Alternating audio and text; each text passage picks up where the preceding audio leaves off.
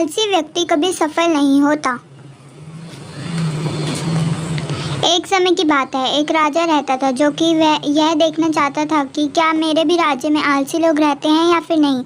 इसके लिए उस राजा ने अपने सैनिकों को कहकर रात के समय में गांव के बीच रास्ते में एक सामान्य आकार का पत्थर रखवा दिया। उसके बाद वह राजा छुपकर वहां देखने लगा कि क्या कोई व्यक्ति जरा सी हिम्मत करके उस पत्थर को हटाता है या फिर नहीं। राजा वहां बहुत समय से खड़ा था और देखता रहा, लेकिन किसी ने भी उस पत्थर को हटाने की कोशिश नहीं की। उस राज्य के कुछ सबसे धनी व्यापारी और दरबारी भी उस पत्थर के पास से होकर गुजरे, लेकिन उन्होंने भी उस पत्थर को बीच रास्ते से हटाने की कोशिश नहीं की। कुछ आने जाने वाले लोग राजा को ही दोषी ठहरा रहे थे कि राजा कितना लापरवाह है, राज्य की सफाई का ध्यान नहीं रखता।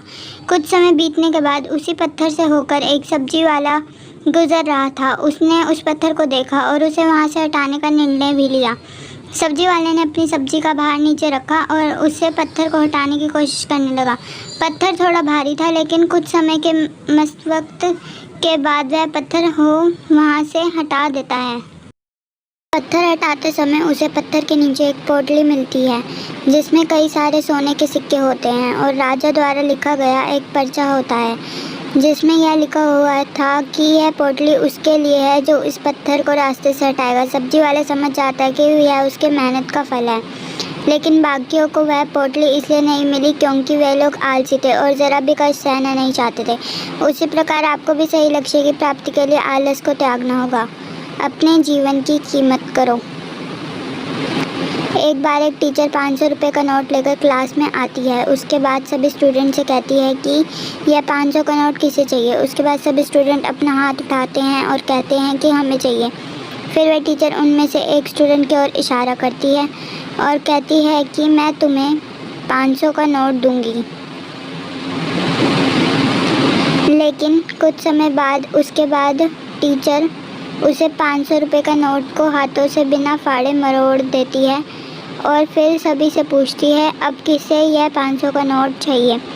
फिर से सभी लोग हाथ उठाते हैं और कहते हैं कि मुझे चाहिए। अब टीचर उस 500 रुपये का नोट को नीचे ज़मीन पर फेंक देती है और उस पर थोड़ा मिट्टी लगा देती है। उसके बाद वह फिर 500 का नोट उठाकर स्टूडेंट से पूछती है कि यह नोट किसे चाहिए। फिर से सभी लोग अपना हाथ उठाते हैं। फिर टीचर उन सभी स्टूडेंट को कहती है मैं इन 500 रुपये के नोट को हाथों से मरोड़ा और मिट्टी में फेंका, लेकिन फिर भी इसकी कीमत कम नहीं हुई। उसी तरह से आपके जीवन का भी एक कीमत है। जीवन में कुछ असफलता आने से आपके जीवन की कीमत कम नहीं हो जाती, इसलिए अपने जीवन की कीमत करें। आपका सबसे बड़ा दुश्मन आलस्य है। यह कहानी एक कंपनी की है जो काफ़ी घाटे में जा रही थी। कंपनी का मालिक और कर्मचारी इस बात से काफ़ी परेशान थे क्योंकि कंपनी की ग्रोथ के साथ साथ उनकी ग्रोथ भी रुकी हुई थी। एक दिन उस कंपनी के मालिक ने कंपनी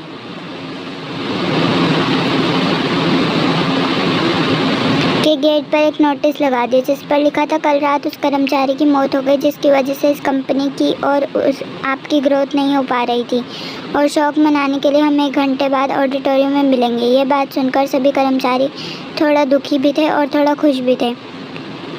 दुखी इसलिए थे क्योंकि उनके साथ का ही कोई इस दुनिया में नहीं रहा, लेकिन वो इस बात से खुश भी थे कि अब वो व्यक्ति नहीं रहा जिसकी वजह से उनकी और उनकी कंपनी दोनों की ग्रोथ नहीं हो पा रही थी। और हर कर्मचारी भी यह भी देखना चाहता था कि आखिर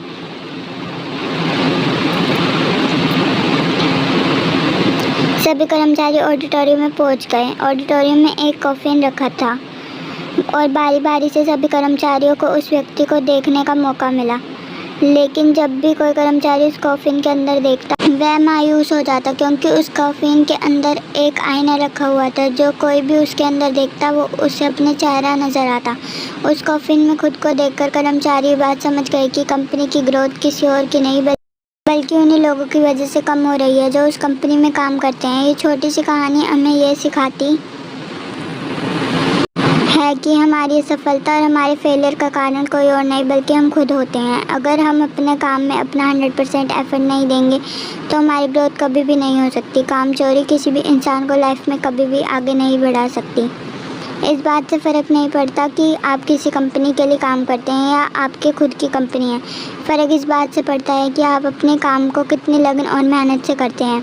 किसी कंपनी में अगर हर कोई व्यक्ति कामचोर हो जाए तो वह कंपनी कभी ग्रोथ ही नहीं कर पाएगी।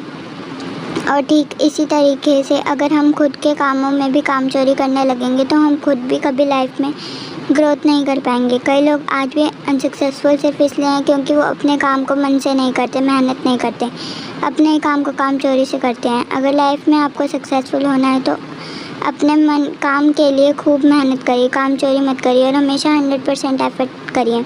याद रखिए कि मेहनत का फल एक ना एक दिन ज़रूर मिलेगा। जब तक उम्मीद है जीत मुमकिन है। एक बार एक रेसिंग कंपटीशन हो रहा था और रेस का लास्ट राउंड था। जो रेसर सबसे तेज और सबसे आगे दौड़ रहा था वो अचानक गिर गया और बाकी रेसर्स से पीछे हो गया। उस रेसर को गिरता हुआ देख कमेंटेटर बोला, अब ये रेस नहीं जीत पाएगा, ना ही फर्स्ट आ पाएगा। उस रेसर ने ये बात सुनी और मन ही मन खुद से बोला, रेस अभी ख़त्म नहीं हुई और मैं हारा नहीं। वो उठा और अपनी पूरी स्ट्रेंथ के साथ दौड़ना शुरू किया। आखिर में वो थर्ड आया और रेस जीत गया।